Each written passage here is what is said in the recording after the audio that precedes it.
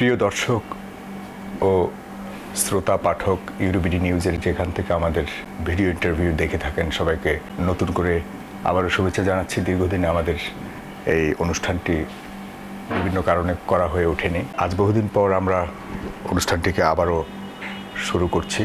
আজকের এই অনুষ্ঠানের একটি বিশেষ বিষয়বস্তুর উপরে আমরা করার চেষ্টা করছি, যা হলো আমাদের দেশের আবাসন খাতের উপরে।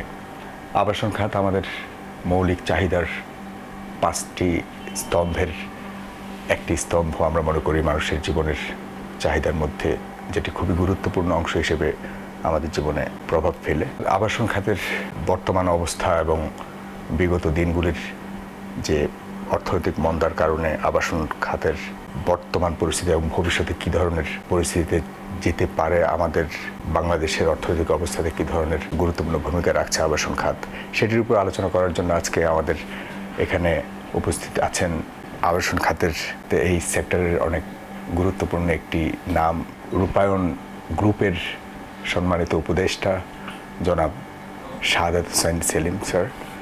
আপনাকে অনেক অনেক শুভেচ্ছা। এবং আছেন রূপায়ণ সিটি উত্তরার সম্মানিত জেনারেল ম্যানেজার জনাব ফাইজান খান। আপনাদের দুজনকে অনেক অনেক অভিনন্দন জানাচ্ছি আমাদের এই অনুষ্ঠানে আসার জন্য, যোগ দেওয়ার জন্য। আমি আজকে আপনাদের সাথে বাংলাদেশের সম্পূর্ণ আবাসন খাত নিয়ে কিছু আলোচনা করতে চাই। বর্তমানে আপনারা রূপায়ণের কিছু কিছু প্রজেক্ট, বিশেষ করে উত্তরা সিটি নামক একটি প্রজেক্ট আপনারা চালু করতে যাচ্ছেন। এই অর্থনৈতিক মন্দার সময়ে যখন বিভিন্ন ধরনের বড় বড় প্রতিষ্ঠান, আবাসন খাতের প্রতিষ্ঠানগুলি বন্ধ হয়ে যাচ্ছে, তখন আপনাদের এই এত বড় ধরনের একটি ঝুঁকিপূর্ণ খাতে এই ধরনের উদ্যোগ নেওয়ার পেছনের কারণটা কি জানতে পারি কিনা স্যার? আপনি যেটা বললেন যে অনেক বড় বড় কোম্পানি বন্ধ হয়ে যাচ্ছে, কথাটা সঠিক না, প্রথমে বলিনি। যারা প্রকৃতি ব্যবসা করছে রিয়েল এস্টেটে, তারা কিন্তু টিকে আছেন। অ্যাকচুয়ালি আমরা যদি গত 7-8 বছরে দেখি, আমরা যখনই একটা খাতের খুব অগ্রগতি বা গ্রোথ দেখি, তখন যেটা হয় যে একটা ওই আগাছার মতো অনেকে এসে ভিড় করে। তো যেটা রিয়েল এস্টেট সেক্টরে যেটা সত্য কথা যেটা হয়েছে, সেটা হচ্ছে যে এখানে মাশরুম গ্রোথ অফ কোম্পানিজ আমরা বলি। এখানে অনেক ছোট ছোট ছোট ছোট, হয়তো আমারই প্রতিষ্ঠানে চাকরি করতে এখান থেকে বেরিয়ে যে সে রিয়েল এস্টেট, সবার একটা হুজুক, হুজুকে বাঙ্গাল একটা কথা বলে। তো এখানে সবাই যে রিয়েল এস্টেট কোম্পানি করছে না বুঝে, এবং তাদের কোনো প্ল্যানিং ছিল না তারা যেই প্রকল্পটা নিচ্ছেন সেই প্রকল্পটা কতটুকু সাকসেসফুল হবে, যার ফলে বাজারের ডিমান্ড অ্যান্ড সাপ্লাইয়ের যে আমরা একটা হারমোনি দেখতাম আগে, সেটা ইমব্যালেন্স হয়ে গেছিলো। তার ফলে মানুষের আর এইসব ছোটোখাটো কোম্পানিগুলোর কারণে বাজারে একটা অবিশ্বাস চলে এসেছিল, বিকজ তারা সময় মতো প্রকল্প শেষ করতে পারছিল না, নিম্নমানের কোয়ালিটি করছিল, যার ফলে বাজারে একটা সামগ্রিকভাবে একটা মিসট্রাস্ট এই সেক্টরের প্রতি, যেটার সাফারিংসটা আমরা এখন পর্যন্ত দেখি। বাট রূপায়ণের এই নিয়ে কোনো চিন্তা করার কারণ ছিল না, কারণ আমরা বিগত বছরগুলোতে খুব সাকসেসফুলি আমাদের ক্লায়েন্টেল যে অংশটাকে আমরা টার্গেট করি, তাদেরকে আমরা ধরে রেখেছি। আর একটা ঠিক যে একটা সামগ্রিক মন্দা যাচ্ছে অর্থনৈতিক, আমরা যদি অগ্রগতি দেখি দেশের, আসলে দেশের যে বিনিয়োগের সামগ্রিক চিত্রের সাথে কিন্তু আবাসন ব্যবসাটা জড়িত। আপনি যদি দেখেন গত 5 বছরের শেয়ার মার্কেট, যেটা একটা রিফ্লেক্ট করে একটা দেশের ইনভেস্টমেন্টের একটা ফিল্ডকে, সেখানে কিন্তু কোনো অগ্রগতি আমরা দেখি না, এবং ছোটোখাটো বিনিয়োগকারীরা কিন্তু অলমোস্ট শেষ হয়ে গেছে। এই পর্যায়ে আপনাদের বিশাল একটা সিটি করার উদ্দেশ্য না, উদ্দেশ্যটা ছিল খুব স্বাভাবিক। এটা আমি ওই রিলেট করছিলাম যে বিনিয়োগ, মানুষ কিন্তু আপনি দেখবেন যে খুব সাধারণ বিনিয়োগকারীরা যখন আস্থা পায়, তারা তখন কিন্তু বিনিয়োগ করে দেশের বিভিন্ন সেক্টরগুলোতে, শেয়ার বাজারটা অন্যতম। কিন্তু যখন এই বিনিয়োগের ক্ষেত্রগুলো খুব সংকুচিত হয়ে যায়, আপনাদের এই সিটিতে বিনিয়োগ করার কারণ কি জানতে পারি কিনা? হ্যাঁ, তো খুব স্বাভাবিক। আপনি ঢাকার যদি ল্যান্ড ব্যাংক দেখেন, ঢাকার ল্যান্ড ব্যাংক কিন্তু সংকুচিত হয়ে আসছে। আপনি এখন যদি নতুন করে কেউ প্রকল্পের কথা চিন্তা করে, তাকে পূর্বাচল অথবা ঢাকার বাইরের কোথাও, ঢাকার ভিতরের জমি কিন্তু সংকুচিত। আপনি উত্তরাও যদি দেখেন, 3rd ফেজ অলরেডি অ্যালোটেড হয়ে গেছে। 3rd ফেজের যেখানে আমাদের প্রকল্পটা, আমরা গত 10 বছর ধরে এখানে জমি অধিগ্রহণ করেছি, এই কথাই চিন্তা করে যে এই জমিগুলো রাজুকের অধিগ্রহণের বাইরে ছিল, রাজুক অ্যাকোয়ারের বাইরে ছিল, এবং যেহেতু 3rd ফেজটা একটা বিশাল আকারে আসবে এবং ঢাকা শহর এই নর্থ ইস্টে আপনার গ্রো হচ্ছে, সেই কারণে আমরা স্ট্র্যাটেজিক্যালি প্রজেক্টটাকে লোকেট করেছি ওই জায়গাতে, মানুষ যাতে ওখানে যায়। আর আমি এখনো মনে করি যে মানুষ যদি নিরাপদ কোনো বিনিয়োগের জায়গা খুঁজে তাহলে সেটা আবাসনই, যদি প্রপার ডেভেলপার পায়, যার কাছে কমিটমেন্ট থাকবে, যার কোয়ালিটিতে নিশ্চিত গ্যারান্টি থাকবে, মানুষ সেখানে বিনিয়োগ করবে। কারণ এটা সেফ, মানে এখানে অ্যাপ্রিসিয়েশনই হয়, জমির দামও অ্যাপ্রিসিয়েটেড হয়, প্রপার্টির দামও অ্যাপ্রিসিয়েটেড হয়। সুতরাং এখানে উত্তরা সিটির কোনো বিশেষত্ব আছে যেটা, হ্যাঁ, বিকজ ওইটাই আমি আসছিলাম যে এই প্রকল্পটা আর 10টা আবাসন প্রকল্পের মতো যে আপনি একটা বিল্ডিং করলেন, অ্যাপার্টমেন্ট বিক্রি করতে, আমরা এই প্রথমবারের মতো একটা গেটেড কমিউনিটি, আমরা যেটার উপরে আমাদের ইউএসপি, অর্থাৎ আমরা সেলিং কি পয়েন্টকে আমরা হাইলাইট করেছি যে আপনি একটা কমিউনিটি, একটা গেটের ভিতরে, একটা দেয়াল ঘেরা জায়গার ভিতরে আপনি আপনার নাগরিক সুযোগ সুবিধার, যে স্যাটেলাইট সিটির কনসেপ্ট একরকম, স্যাটেলাইট সিটি আরো বড় আকার, ওই গেটেড কমিউনিটি হচ্ছে আপনি একই গেটের ভিতরে একটা, কতটুকু আপনাদের এটা এখন প্রায় 140 বিঘার কাছাকাছি আমাদের 4টা ফেজ। আমাদের এখানে তো মানে রেসিডেন্সিয়াল এবং কমার্শিয়ালের বাইরে যেগুলো মানুষের বেসিক নিড, স্কুল, বাচ্চাদের জন্য বেসিক স্কুল, বাচ্চাকে বাইরেই আসতে হবে না, ওখানে শপিং কমপ্লেক্স, মানে স্বাস্থ্য খাতের জন্য ওখানে আপনার নার্সিং হোম, ক্লিনিক ব্যবস্থা, ক্লাব, বিনোদনের খোলা মাঠ, আমাদের 63% আমাদের ওপেন এরিয়া, সুতরাং বাচ্চারা যাতে খেলতে পারে, স্কুলের সাথে বড় মাঠ থাকছে। সুতরাং একটা কমিউনিটির ভিতরে পেরেন্টসরাও নিশ্চিত হবে তাদের বাচ্চাদেরকে ওখানে স্কুলে পাঠাতে, শপিং করতে, তারা নিজেরা একটা নিজেদের পরিবেশের ভিতরে থাকবে। এতে করে আপনার কোন বাজারটাকে বা কোন ধরনের, আমাদের এই প্রোডাক্টটা বেসিক্যালি আপার মিডল ক্লাস, আমরা একটু আপার সাইড, এবং এখানে আমাদের হাই এন্ড প্রোডাক্টও আছে। আমরা টার্গেটটা আপার মিডল ক্লাসকে করেছি। উত্তরার ওই জায়গাগুলোতে যদি আপনি দেখেন যে ওখানে যে প্রোফাইল অফ ক্লায়েন্ট যারা থাকেন তারা সবাই 1500 স্কোয়ার ফিট অ্যান্ড অ্যাভাব। আমরা ওই জন্যই আমাদের প্রোডাক্টগুলোকে আমরা ওই সাইজটা, অ্যাকচুয়ালি সাইজটা ডিটারমিন করে একটা ক্লায়েন্টকে যে আমার সাধ্যের ভিতরে। আমরা যখন মিডল ক্লাস এবং লোয়ার মিডল ক্লাস বলি তখন 750 থেকে 1000 স্কোয়ার ফিট বা 1200 স্কোয়ার ফিট বলি। 1400-1500 গেলে পরে আপার মিডল ক্লাস হয়ে যায়, 2000-এর উপরে গেলে পরে এটা আপার ক্লাস হয়ে যায়। প্রাইসিং এর ব্যাপারে আপনার কতটুকু প্রাইসিং আমরা খুব অবশ্যই ডেফিনেটলি আমরা বলবো সাধ্যের ভিতরে রেখেছি, কারণ উত্তরাতে আমরা যে ফ্লেক্সিবিলিটি, হ্যাঁ ডেফিনেটলি এটা তো আমরা কিস্তি করে দিচ্ছি। আপনারা জানেন যে ডাউন পেমেন্ট বেসিক্যালি এইটাতে আমরা রিয়েল এস্টেট সেক্টরের নর্মসটাকে ফলো করেছি, বাংলাদেশে যেটা প্রচলিত আছে। আমরা প্রচলিতর বাইরে যে নতুন করে কিছু দেইনি, বরঞ্চ সুবিধা দিয়েছি। আমরা এখানে 25% বুকিং মানি দিয়েছি, ক্ষেত্র বিশেষে হয়তো আরও কিছু রিল্যাক্স করা যেতে পারে। তারপরে এই প্রকল্প যতদিন চলবে 35 থেকে 36 কিস্তিতে আমরা তাদের জন্য, প্লাস ব্যাংক লোন থাকবে। এখানে অন্যান্য আর্থিক প্রতিষ্ঠানের সাথে আমাদের সংযোগ আছে যারা এটাতে ফাইন্যান্স করবে। ব্যাংক লোনের ব্যাপারে স্বাভাবিকভাবে ব্যাংক অনীহা প্রকাশ করছে লোন দেওয়ার না, আপনার আমি জানি না এটা ব্যাংকের পক্ষ থেকে কোনো ধরনের, না ব্যাংক লোন বলতে আপনি হাউজিং সেক্টরে কিন্তু আপনি জানেন যে এখন কিন্তু সিঙ্গেল ডিজিটে নামিয়ে নিয়ে আসছে ইন্টারেস্ট রেট। তার ফলে কিন্তু একটা প্রচুর, আগে যেমন 14 থেকে 15%, 16% পর্যন্ত ছিল হাউজিং লোনের উপরে ইন্টারেস্ট, সেটাকে এখন কিন্তু 9%, অলমোস্ট 9.5% নিয়ে এসছে সরকার। এটা একটা বিশাল বড় কৃতিত্ব, এবং এখন কিন্তু মানুষ এই লোনটা খুব ইজিলি অ্যাভেলেবল করতে পারবে।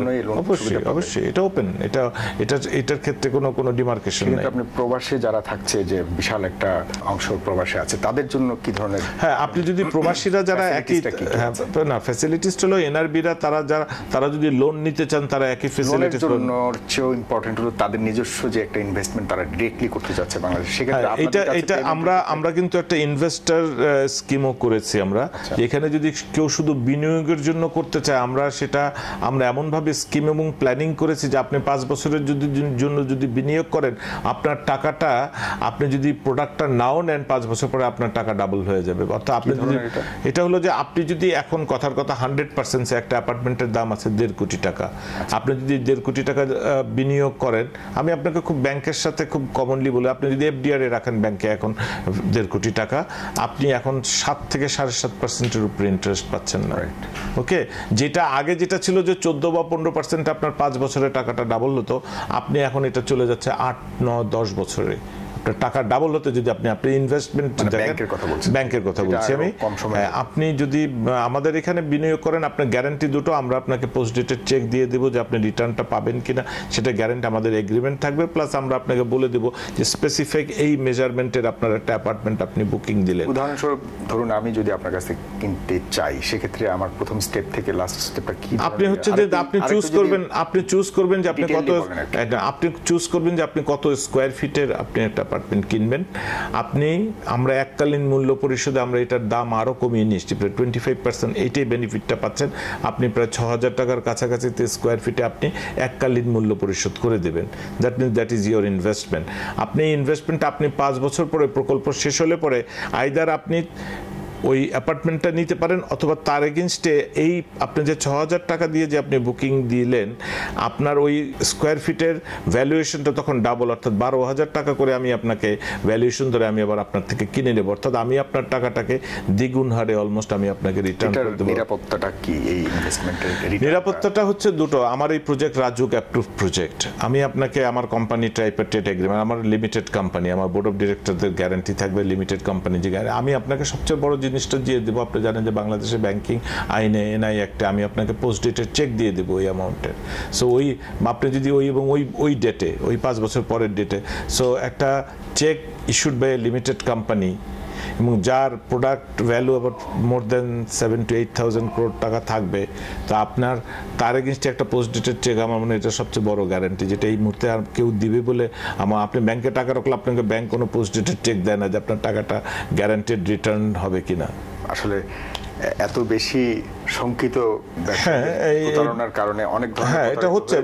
আমি নিজেও বললাম যে ছোটখাটো কোম্পানিগুলি প্রতারণা করেছে দেখে এই অবিশ্বাসটা চলে এসেছে, বাট আমরা এই মুহূর্তে সেই বিশ্বাসটাকে ফেরাতে চাই। আসলে মানুষের কাছে ছোট বড় কোম্পানির চেয়ে ইম্পর্টেন্ট হলো মানুষ যখন দেখে যে এটা real estate company, registered company, এটা মানুষ আভ্যন্তরীণ ব্যাপারগুলোকে একটু কমে দিচ্ছে, যেটা আপনারা জানেন যে ওই মালিকটা না। সবচেয়ে বড় জিনিস দেখবে যে রূপায়ণের, আপনি যদি দেখেন যে আমরা গত প্রায় 16 বছর ধরে বাজারে টিকে আছি। We have sustain. আমরা কোনো প্রকল্প বন্ধ করে দেই নাই, কোনো প্রকল্প অ্যাবান্ডন করি নাই। অনেক রিয়েল এস্টেট কোম্পানি প্রকল্পকে বাতিল করে দিয়েছে।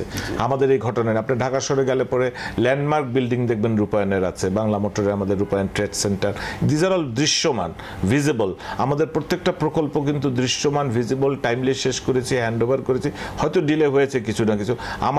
আমার এই জমি রাজুক অ্যাপ্রুভ, যেহেতু আপনি বুঝতে পারেন যে আমার জমির টাইটেল নিয়ে কোনো ঝামেলা নাই। আমার জমি আমার নিজস্ব জমি। ওখানে জমিটা কি কত পার্সেন্ট কেনা হয়েছে আপনাদের, অথবা 100%? 100% যেটা আগে হতো 100% কেনা? না, ওটা হওয়ার আর স্কোপ এখন নাই। কেন? আপনার জমির মালিকানা নিশ্চিত না হলে পরে আপনাকে আইদার জয়েন্ট ভেঞ্চারে, অথবা আপনি যদি মালিকানাতে করেন আপনাকে রাজুক পারমিশন দেবে না। ইয়েস, আপনার রাজুক যে নতুন পরে ফারের আইনে আপনার, এই জন্যই আমাদের নিয়ম হলো যে আপনার ল্যান্ড ক্লিয়ারেন্স পার্সেন্টের উপরে আপনার ছাড় দিচ্ছেন, আর কত পার্সেন্ট উপরে আপনারা স্থাপনা? আমি আপনাকে আগে বলছি যে আমাদের ফারের সবচেয়ে লেটেস্ট আইনটা ফলো করে আমরা 63% আমাদের ওপেন এরিয়া, মানে আমাদের বিল্ট ইন এরিয়া হবে অনলি 47%। তাহলে আপনারা পূর্ণাঙ্গভাবে একদম নতুন 37%, সরি। আচ্ছা, নতুন আইনকে আপনারা পুরোপুরিভাবে ফলো করেন 100%। মনে হচ্ছে আরো কিছু কিছু ক্ষেত্রে আমরা আরো বেশি সুযোগ সুবিধা, আমরা ওখানে আমরা এসটিপি, সুয়েজ ট্রিটমেন্ট প্ল্যান্ট, নিজস্ব ফায়ার ফাইটিং, আমরা গ্যাস স্টোরেজ সিস্টেম, আমরা মানে রেইন ওয়াটার হারভেস্টিং, আমরা এমনকি অ্যাফুলেন্ট ট্রিটমেন্ট প্ল্যান্ট, গার্বেজ ডিসপোজাল, এগুলো সব মডার্ন ম্যানেজমেন্ট এবং মডার্ন কনসেপচুয়ালি ডিজাইন করা হয়েছে। আমি প্রবাসের কথা বারবার আনতে চাচ্ছি, কারণ প্রবাসের একটা বিশাল অংশ যারা এই রিয়েল এস্টেটে ইনভেস্ট করার জন্য আগ্রহী হয়ে আছে, শুধুমাত্র সঠিক কোনো মাধ্যম না পাওয়ার কারণে তারা এই ব্যাপার থেকে একটু পিছিয়ে আছে। সেক্ষেত্রে আপনাদের পেমেন্ট ফ্লেক্সিবিলিটি বলতে আমরা যেটা লেনদেনের ব্যাপারটা, আপনারা কিভাবে এই সুযোগটা দিচ্ছেন? প্রবাসের ক্ষেত্রে আনটিল আমরা দুটো এজেন্ট নিয়োগ করেছি আমরা বিভিন্ন রিজিয়নের জন্য, আমাদের নিজস্ব আমরা অনেকগুলো মেলাতে। আমরা অ্যাকচুয়ালি প্রবাসের ব্যাপারটা আমরা এখন পর্যন্ত একটা ইউনিফর্ম লেভেলের terms condition, payment terms and everything রেখেছি। আমরা আগে রেসপন্সটা দেখতে চাই। আমরা যদি দেখি যে প্রবাসীরা গ্রুপে বা ভালোভাবে তারা আসতে চাচ্ছেন, আমাদের একটা টিম নিউ ইয়র্কে যাচ্ছে খুব রিসেন্টলি, অলরেডি বোধহয় আজকালকের ভিতরে চলে যাবে। এরপরে ইউরোপে, মিডল ইস্টে, আমরা সাউথ ইস্টে। আমরা আসলে বাজারের বাইরের মার্কেটটা এবং তাদের সাথে মত বিনিময় করে তাদের ডিমান্ডটা, তাদের প্রোফাইলগুলো আমরা বোঝার চেষ্টা করব যে তারা কিভাবে চাচ্ছে। তখন হয়তো স্পেসিফিক ডিজাইন করব, বাট এই মুহূর্তে কিন্তু আমাদের ইউনিফর্ম প্রাইসিং এবং ইউনিফর্ম টার্মস অ্যান্ড কন্ডিশনগুলোই আছে। ইট ইজ ইউনিফর্ম, বাট আমরা ওটাকে মানে কাস্টম ডিজাইনটা তখনই করতে পারবো যখন আমরা রেসপন্সটা বুঝবো যে এই ধরনের যদি গ্রুপ পারচেজ হয়, ডেফিনেটলি আমরা সেই ক্ষেত্রে যেটা আমরা টার্গেট করছি যে ওখানে বাঙালি প্রবাসীদের একটা সংগঠন হয়তো একসাথে 20টা অ্যাপার্টমেন্ট নিবে, সেই ধরনের মার্কেটিং অ্যাপ্রোচ আমাদের হচ্ছে। সেগুলোর ক্ষেত্রে আমরা তখন ক্ষেত্র বিশেষে কেস টু কেস আমরা special consideration, price review, terms, payment terms review, এগুলো তো আমরা করবো আর কি। বর্তমানে আপনাদের এত বড় একটা প্রজেক্ট নিচ্ছেন, এটার টোটাল ভ্যালুস আপনি এখন সেলিং ভ্যালু ধরলে ইট উইল বি আমাদের 4টা ফেজকে যে 5টা ফেজ ইনফ্যাক্ট 5 ফেজকে যদি আমরা ধরি it will be over 10,000 crore টাকা, 10,000 কোটি টাকার প্রজেক্ট যদি 5টা ফেজকে টোটালিটিতে ধরা হয়। বাট আমরা একসাথে করছি না, আমরা প্রথমে দুটো ফেজ করছি রেসিডেন্সিয়াল, আমরা থার্ড ফেজে যে আমরা আরেকটা রেসিডেন্সিয়াল অ্যান্ড ফোর্থ ফেজে যে আমরা আমাদের কমার্শিয়াল প্রজেক্টটা শুরু করব। কত বছর পর তারা নিজেদের এই টাকাটাকে রিটার্ন করতে পারবে? এটা আপনি যদি যারা অ্যাপার্টমেন্ট কিনবেন, ধরেন আমাদের ফার্স্ট ফেজের অ্যাপার্টমেন্টগুলো আমরা 2018 থেকে 20 সালের ভিতরে আমরা দিয়ে দেব। এটা কি গ্রেস পিরিয়ড? না, এটা গ্রেস পিরিয়ড, তার সাথে 6 মাস আছে আমাদের। আপনারা সাইটে গেলেই দেখা যাচ্ছে আমাদের নির্মাণ কাজ ইনফ্যাক্ট আমাদের টাইম এহেড, আমরা আমাদের শিডিউলের আগেই আমরা শুরু করেছি। ইনফ্যাক্ট আমাদের স্পেশালাইজ কনস্ট্রাকশনগুলো যেগুলো আসবে সেগুলোর জন্য আমরা বিদেশি কন্ট্রাক্টর নিয়োগ দেব। এটা আর একটা গ্যারান্টি, তারা দেখবে যে বিদেশি কন্ট্রাক্টর কাজ করছে, আমাদের দেশীয় না। সেটাও আমরা যাতে আমরা টাইম লিমিটটাকে আমরা কাভার করতে পারি সেই প্রসেসটা চলছে। আর রেসিডেন্সিয়ালগুলো হয়তো ধরেন আগামী মানে 3টা ফেজই আমরা আগামী 6 বছরের ভিতরে ডেলিভারি দিয়ে দেবো। কমার্শিয়ালটা আমাদের আর একটু টাইম লাগবে। তো কমার্শিয়ালটা এখন থেকে আমরা যদি আমরা, কারণ হয়তো আগামী 2 বছরের ভিতরে কনস্ট্রাকশন ধরলে আরো 5 বছর লাগবে। শুনেছি আপনাদের এই কমার্শিয়াল সেন্টারটা মনে হয় এশিয়ার মধ্যে। আমরা ডিজাইন সেভাবে করেছি। বাংলাদেশের বিশিষ্ট স্থপতি মোস্তফা খালেদ পলাশ, এটা যিনি বসুন্ধরা শপিং সেন্টার ডিজাইন করেছিলেন, গ্রামীণ ফোনের অফিস ডিজাইন করেছেন, উনি আমাদের এটা ডিজাইনার। এটা স্কোয়ার ফিটের দিক থেকে এটা যমুনা ফিউচার পার্ক কাছাকাছি, আমি বলবো না এশিয়ার ভিতরে, but it will be one of the largest shopping complex in south east Asia. আচ্ছা আচ্ছা, আমি একটু ফাইজান খান সাহেবের কাছ থেকে জানতে চাইবো যে বর্তমানে আপনি ওই রূপায়ণ উত্তরা সিটির জেনারেল ম্যানেজারের দায়িত্বে আছেন, মার্কেটিংয়ের দায়িত্বে আছেন। বর্তমানে কি ধরনের গ্রাহকদেরকে পাচ্ছেন এবং কেমন পাচ্ছেন, কেমন সাড়া পাচ্ছেন ওখানে আপনি ডিরেক্ট ক্লায়েন্টের ব্যাপারে? সত্যি কথা বলতে এখন আমাদের বাংলাদেশে এবং ঢাকা শহর স্পেশালি আমরা এখন যে ধরনের আমাদের সিটির থেকে যে ধরনের কাস্টমারের আমরা ফিডব্যাক পাচ্ছি ভেরি পজিটিভ। কারণ আপনি যদি একটু আমরা অনেক কাস্টমার আসে যেমন আমাদেরকে বলে যেটা উত্তরার ভিতরে আপনারা এত এক্সপেন্সিভ কেন। সো আপনি যদি ভ্যালুগুলি যখন আমরা অ্যাড করে দেই এবং আপনি কি সিকিউরিটিটা পাচ্ছেন এই সিটির ভিতরে এবং কি কনভিনিয়েন্ট কমফোর্ট, মানুষ তো এখন তো আমরা স্পেশালি আমরা ফ্যামিলি এবং যারা থাকি, যারা আমরা বাড়ি কিনি, অ্যাপার্টমেন্ট কিনি, আমরা এখন দেখি যে আমাদের ফ্যামিলি বা আমাদের বাচ্চারা সিকিউর কিনা, কমফোর্ট কিনা। সো উই আর 100% আমরা এই ব্যাপারে কমিটেড যে আমরা আমাদের যারা ওখানে থাকবে তারা 100% কমফোর্ট এবং সিকিউর থাকবে উইথ দ্য কনভিনিয়েন্ট। উত্তরা সিটিতে আপনি বর্তমানে যারা লোকালি যেসব ওয়াক ইন কাস্টমার আমরা বলি, ওই ওয়াক ইন কাস্টমারদের কেমন সাড়া পাচ্ছেন বা তাদের কি ধরনের ডিমান্ড এবং আপনাদের কি ধরনের ইমপ্লিমেন্ট আছে ওখানে, সামঞ্জস্যতা কেমন দেখছেন বর্তমানে? ওয়েল, তাদের ডিমান্ড আমরা ফুলফিল করার জন্য ওখানে আছি, সত্যি কথা। আর স্যার একটু আগে বলেছে এটা হলো আমাদের আপার মিডল ক্লাসের প্লাস তার উপরেও আছে যে ক্লাস, সেটা আপার ক্লাসে যারা আছে বোথ ওই অনুযায়ী কিন্তু আমাদের প্রোডাক্ট ওখানে আছে। এখন যারা আসছে, যারা আপনি একটু খেয়াল করে দেখেন, যারা 1-2 বছর আগে 3 বছর আগে উত্তরাতে যারা 8,000, 7,000, 9,000 টাকা করে অ্যাপার্টমেন্ট কিনেছে, now it's becoming very congested in Uttara. Even Gulshan 1 যদি আপনি দেখেন, যারা আমার গুলশানের কাস্টমাররা আসছে, Gulshan 1, they want to move out from Gulshan 1 because Gulshan 1 is not a Gulshan 1 anymore. It's a very congested area now, very traffic. So, এনারা চাচ্ছে somewhere very peaceful, comfort, mother nature যেখানে থাকবে, বাচ্চারা যেখানে ঘোরাফেরা করতে পারবে। আরেকটা জিনিস আমি খেয়াল করেছি আমার কাস্টমার থেকে, যে they are very much happy because আমাদের এখানে কিন্তু স্কুল থাকবে, আমাদের এখানে প্লেগ্রাউন্ড থাকবে, আমরা ওখানে একটা ফিনোমিনাল একটা লেক আমরা বিল্ড আপ করছি ওখানে। আমাদের ওখানে কমার্শিয়াল প্লেসের মধ্যে আমাদের কিন্তু সিনেপ্লেক্স থাকবে মুভির জন্য। সো ওইখানে যখন একটা মানুষ আপনার পুরো একটা কমিউনিটিতে যখন সবাই বাচ্চারা বড় হতে থাকবে, ওখানে একটা এক মেন্টালিটির মধ্যে কিন্তু গ্রো হবে, ডিফারেন্ট মেন্টালিটির মধ্যে গ্রো হবে না।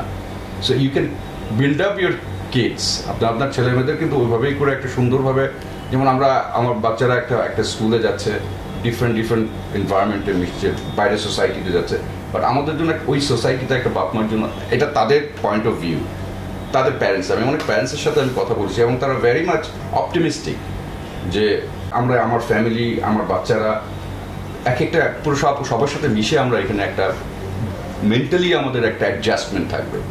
So it's very much positive আমাদের জন্য যে তারা ফিউচারটা চিন্তা করছে তাদের কিডস নিয়ে তাদের ফ্যামিলি নিয়ে। এবং আমরা যে সারাটা পাচ্ছি by the grace of Allah, it is very I will say that আমাদের এই রিয়েল এস্টেট সেক্টরে এরকম কোনো অফার আমরা কোনো দিন দেই নেই বা এরকম কোনো গেটেড কমিউনিটি কোনো সিটি এখনো বিল্ড আপ হয়নি যেটা রূপায়ণ গ্রুপ আমরা করছি। আশা করি আমরা ভালো একটা রেজাল্ট আমরা আশা করি যে সঠিক সময়ের মধ্যে রূপায়ণ এই কাজটি সম্পন্ন করব। একটা জিনিস আপনাকে আমি একটু বলে দিই, সঠিক সময়টা এটা আমরা অনেকে একটা মিসআন্ডারস্ট্যান্ড করি জিনিসটা। কেউ সঠিক সময়টা কেউ ইচ্ছা করে কিন্তু এটাকে ডিলে করে না, জাস্ট সো মেনি রিজন থাকে। কিন্তু আমরা সঠিক সময় আমরা যত রিজনই থাকুক, একজন মানুষ যখন সঠিক উপায়ে পেমেন্টটা করে সে জানে যে আমি এত কিছু জানি না, আমি টাকা দিয়েছি সঠিক সময়ে আমি আমার ডেফিনেটলি। এবং এটাই হলো কিন্তু আপনাকে দেখতে হবে যে আমরা কিন্তু আপনাকে যদি 3 মাস যদি আপনাকে ডিলে করি এট দ্য সেম টাইম 3 মাসের জন্য কিন্তু আমরা সেটাও মানুষ চাচ্ছে না। আপনারা কতটুকু কমিটেড? আপনারা we are very much committed, সেটাই we are very much committed. এই জন্য আমরা রিয়েল এস্টেটে এখনো কিন্তু উই আর লিডিং। আপনার কাছে স্যার আমার একটি গুরুত্বপূর্ণ প্রশ্ন সমসাময়িক ঘটনার উপরে বলবো। এখন তো রডের বদলে বাঁশ দিচ্ছে, সেই ক্ষেত্রে আপনাদের আমি পুরোপুরি আমি এটা আপনি বলেন যে এটা একটা মানে আমাদের জন্য একটা এটা অবশ্য একটা খুব বিচ্ছিন্ন ঘটনা। এটা বিচ্ছিন্ন ঘটনা আপনি দেখবেন দুর্বৃত্তায়নের অবস্থার ফলে যে এটা এবং সরকারি আপনি দেখবেন যে এটা একটা গভর্নমেন্ট কন্ট্রাক্ট, গভর্নমেন্টের একটা এটা একমাত্র ওইসব জায়গাতেই পসিবল যেখানে জবাবদিহিতাটা নাই, যেখানে কারণ গভর্নমেন্টের কোনো জবাবদিহিতা নেই। এবং যেই সব সংগঠনটাও করেছে তাদের, এবং এটা তারা ভাবছিল যে প্লাস্টারের ভিতরে বা কাস্টিংয়ের ভিতরে আরসিসির ভিতরে স্ট্রাকচারটা লুকিয়ে যাবে, তারা বাঁশ ইউজ করেছে একটা সেক্টরকে সিমেন্টের বদলে।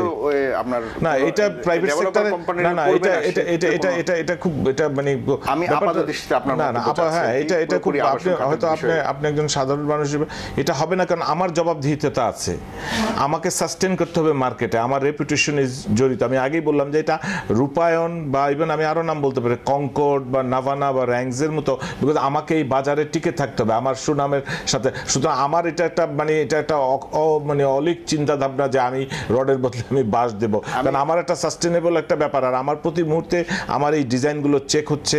আমার যেটা আপনার আরেকটা জিনিস জানেন না যে ক্লায়েন্ট এখন কিন্তু অনেক সচেতন। ক্লায়েন্ট প্রায় যখনই একটা বুকিং দেয় সে কিন্তু প্রায় তার ফ্যামিলি নিয়ে যে ওই সাইটটা দেখে, ওনার চোখের সামনে আমরা উই আর ওপেন, এবং ওনারা ক্লায়েন্ট গেলে পরে উনি সাইটে দেখতে পাচ্ছে। সুতরাং ওখানে আমি কি বানাচ্ছি, কি দিয়ে বানাচ্ছি, ফিনিশিং স্টেজ পর্যন্ত কিন্তু ক্লায়েন্ট ইনভলভ থাকে। সুতরাং ওখানে এই ধরনের শুধু আমরা কেন আমি বলবো না শুধু রূপায়ণ না, কোনো ডেভেলপার একেবারে নিম্নমানের কোনো ডেভেলপার না হলে পরে যার কোনো ডেভেলপারদের ব্যাপারে অনেক অভিযোগ আছে যে তাদের আমি সেটাও আগে বলেছি, আমি সেটা আগেই বলেছি যে আপনার এই রেপুটেশনের বাইরে যখনই এই যে ব্যাঙের না আমি ব্যাঙের ছাতার মতো আপনি যখন একটা গ্রোথ দেখবেন আপনি হ্যাঁ ওইটাই আগে বললাম যে যার কারণে আবাসন খাতটা আজকের এই অবস্থায় এসছে। মানুষের বিশ্বাসটা নেই, নিম্নমানের কনস্ট্রাকশন ওয়ার্ক করেছে, সময় মতো হ্যান্ডওভার দেয়নি, আনফিনিশড ওয়ার্ক করেছে, প্রতারণা করেছে ক্লায়েন্টকে। এটা করেই এটাই প্রমাণিত হলো যে আপনি সাস্টেন করতে পারবেন না, আপনি মানুষকে ঠকালে পরে it's one time business. But যেসব কোম্পানি আজকে 20, 25, 30 বছর ধরে আপনার ইস্টার্ন হাউজিং, কনকর্ড, আমি আমাদের বাদ দিয়ে যে নামগুলো বলছি, র্যাঙ্কস, নাভানা, বড় বড় যে কোম্পানি, শান্তা এখন এসছে, আপনি যদি দেখেন রেপুটেবল কোম্পানি, তাকে ব্যবসা করতে হবে, তাকে সমাজের টিকে থাকতে হবে, তাকে দেশের টিকে থাকতে হবে। সুতরাং তাদের পক্ষে এটা করা কোনোদিনও সম্ভব হবে না, ইট ইজ ইম্পসিবল।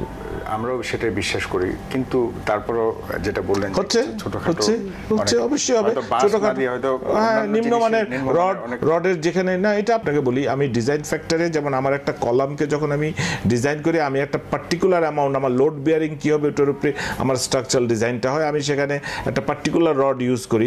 অনেক কোম্পানি আছে সেই রডটা তারা কমিয়ে দেয় কস্ট কমানোর জন্য। এক্ষেত্রে আপনাদের অ্যাকাউন্টেবিলিটিটা যথেষ্ট 100%। এবং আপনাকে আমি আরেকটা জিনিস বলি যে আমরা অলরেডি অ্যাপ্লাই করেছি উত্তরা সিটি প্রজেক্টকে আমরা TQM সার্টিফিকেশন, অর্থাৎ টোটাল কোয়ালিটি ম্যানেজমেন্ট। এটা বাংলাদেশে বোধহয় প্রথম কোনো কনস্ট্রাকশন কোম্পানি হবে, রিয়েল এস্টেট কোম্পানি হবে যারা TQM সার্টিফাইড হবে। এবং TQM যে আন্তর্জাতিক সনদ, যারা বারবার এসে দেখবেন যে আমরা কি মানের কনস্ট্রাকশন করছি।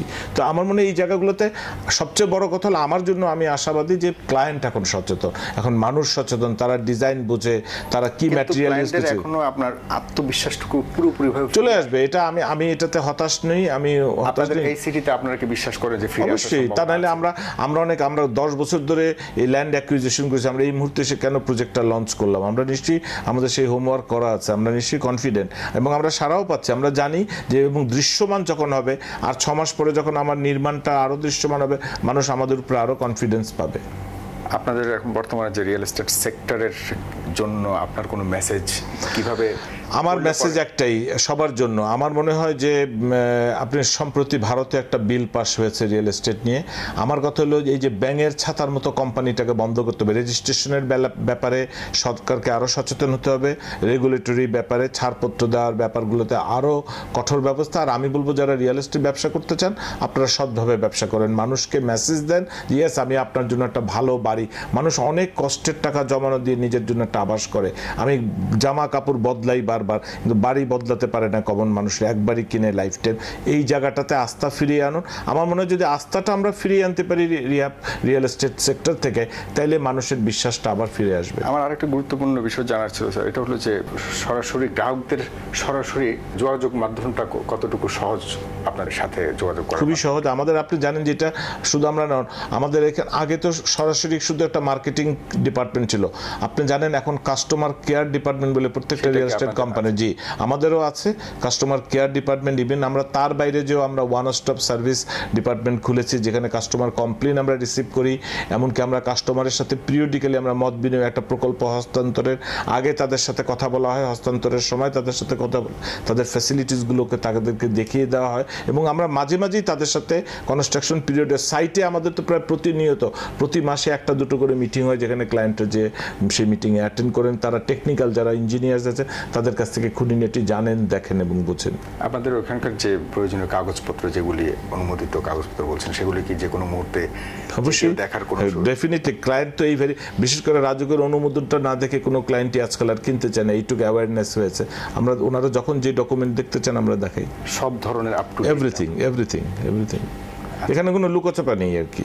আচ্ছা, সেটাই আসলে আমরা চাই খুব পরিচ্ছন্ন থাকুক। আমরাও চাচ্ছি যে বাজারে সে আস্থাটা ফিরে আসো, আমাদের রিলায়েবিলিটিটাকে এস্টাবলিশ করুক, মানুষকে ট্রাস্ট করুক। আমি আমার সাধারণ মানুষের পক্ষে কথা বলার জন্য অবশ্যই, এই কারণে আপনাকে আমার অনেক কিছু জানতে হচ্ছে। না আপনি খুব খোলা মনে সব প্রশ্ন করতে পারেন। আমরা মানে আপনাদের বুঝতে হবে যে আমরা কত বড় একটা সাহসী পদক্ষেপ নিয়েছি। আমরা জানি যে এই ধরনের এত বড় একটা প্রজেক্ট নিয়ে যখনই আসবো আমরা অনেকগুলো স্পটলাইটের আন্ডারে এবং আমাদেরকে অনেক হাই ফোকাসিংয়ে দেখা হবে, সেজন্য আমরা প্রস্তুত। এবং আমরা যে কোনো কোয়ারিজ, যে কোনো কিছু আমরা ওপেন রেখেছি। ক্লায়েন্টদেরকে আমরা সাইটে নিয়ে যাচ্ছি, তাদেরকে দেখাচ্ছি, ওনারা যে কোনো ধরনের কাগজপত্র ছিল সেটা দেখাচ্ছি। ওনারা ইচ্ছা করলে নিজেরাও ভেরিফাই করতে পারেন রাজুকের কাছ থেকে যে আমাদের এই প্রকল্পের অনুমোদনগুলো সঠিক বা বেটি, এবং নিজেরাও প্রকল্পে দেখতে পারেন যে কি ধরনের ডেভেলপমেন্ট হচ্ছে। জি, আমরা শুনেছি আপনাদের, যে কারণে আপনাদের কাছ থেকে নতুন প্রজেক্ট সম্বন্ধে জানতে আসা, যে আপনাদের বিশেষ করে আপনারা যে ইনভেস্টমেন্ট এটা করেছেন, সেক্ষেত্রে আপনাদের একটা নতুন দিগন্ত উন্মোচিত হবে মনে করি এই রিয়েল এস্টেট। আমরা সেই চ্যালেঞ্জটা নিয়েছি, রূপায়ণ সেই চ্যালেঞ্জটা নিয়েছে। কারণ ঢাকা যদি আপনি দেখেন, ঢাকা কিন্তু ধীরে ধীরে বাসযোগ্যহীন একটা নগরীতে পরিণত হচ্ছে।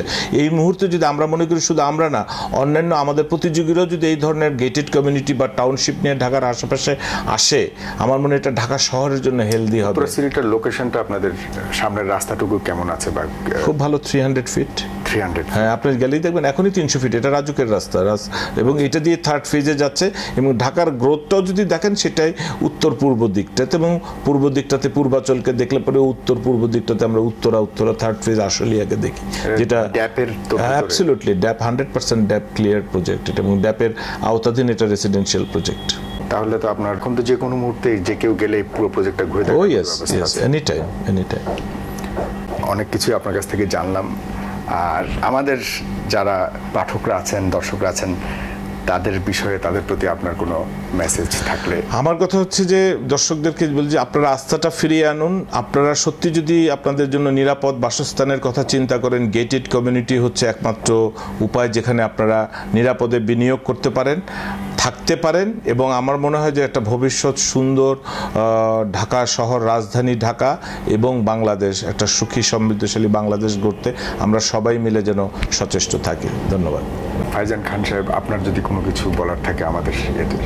আমি একটা জিনিসই বলবো যে আমাদের রূপায়ণ সিটি নিয়ে, যেটা আমাদের এখানে যারাই আসবে এবং যারাই এখন আসছে এবং যারা আমাদের অ্যাড যাচ্ছে যেটা দেখছে, আমি চাচ্ছি যে আপনারা আসেন, এখানে ভিজিট করেন, আমাদের সাইট দেখাবার মতো আমাদের এখানে গলফ কার্ড আছে, আমাদের ইঞ্জিনিয়াররা আছে, আমাদের সবাই আছে, প্রজেক্টটা দেখুক অ্যান্ড দে ক্যান ড্রিম। তারা ওখানে দাঁড়িয়ে তারা একটা ড্রিম করতে পারবে যে actually what is coming next. So আমার এটাই রিকোয়েস্ট থাকবে আমার সবার কাছে যে প্লিজ আমাদের সাইটটা ভিজিট করুন।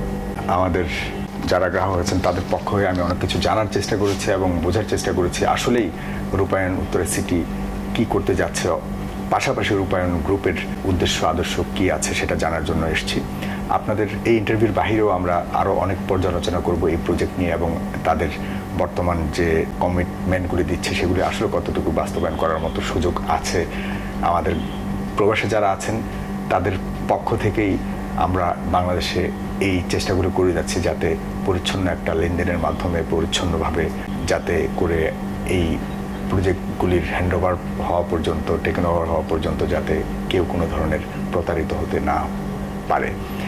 দর্শক, মানুষের সারা জীবনের অর্জন দিয়ে হয়তো একটু বাসস্থান খোঁজার চেষ্টা করে, কেনার চেষ্টা করে, সেই বাসস্থান নিয়ে যেন কেউ ছিনিমিনি খেলতে না পারে এ ব্যাপারে আমরা সবাই সচেতন হতে হবে। আপনারা আপনাদের স্থান থেকে সচেতন হবেন, আমরা আমাদের স্থান থেকে সচেতন হবে। তবে এই খাত থেকে আমাদের বিশাল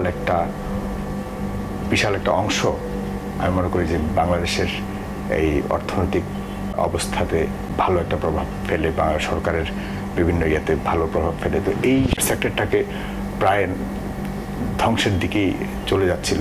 এই ধ্বংস থেকে উত্তরণের বিভিন্ন পথ খোঁজার চেষ্টা করছে রূপায়ণ, যেটা একটা নতুন একটা উদ্যোগ নিয়েছে। আমরা সেটাকে সাধুবাদ জানাচ্ছি এবং আশা করি এই উদ্যোগের মাধ্যমে এই রিয়েল এস্টেট সেক্টরের প্রতি মানুষের সবার আস্থা খুব ভালোভাবে ফিরে আসবে। এই আশা ব্যক্ত করে আজকের অনুষ্ঠান এখানে শেষ করছি। ভালো থাকবেন, সুস্থ থাকবেন। ধন্যবাদ সবাইকে।